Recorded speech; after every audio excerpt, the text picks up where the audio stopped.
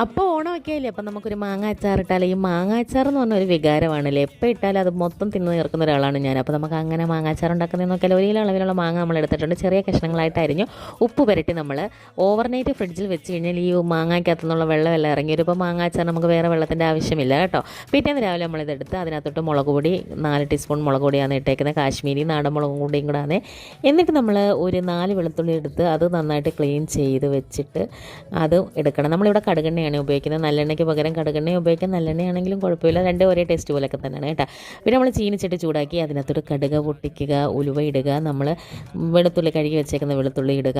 എന്നിട്ട് നമ്മൾ ഒരു കഷ്ണം കായവും കൂടി ഇടുന്നത്, കായപ്പൊടി ആണെങ്കിൽ അവസാനം ഇട്ടാൽ മതി, കായമാണെങ്കിൽ ഈ എണ്ണ മൂത്ത് വരുമ്പോൾ തന്നെ ഇടണം, അല്ലെങ്കിൽ ഇത് അലിയത്തില്ല കേട്ടോ. അത് കഴിഞ്ഞ് നമ്മൾ മാങ്ങ ഇടുക കേട്ടോ. മാങ്ങ മിക്സ് ചെയ്തപ്പോൾ നമ്മൾ മഞ്ഞപ്പൊടിയും കൂടി ഇട്ടിട്ടുണ്ടായിരുന്നു, ഞാനത് പറയാൻ മറന്നുപോയി. പിന്നെ നമ്മൾ ഇത് ഇളക്കിയിട്ട് ചെറിയ തീയിലൊന്ന് ചൂടാക്കിയാൽ മതി, വെന്ത് പോകരുത്. പിന്നെ തണുത്ത് കഴിയുമ്പോൾ കുറച്ച് വിനാഗിരിയും കൂടെ ചേർക്കുക.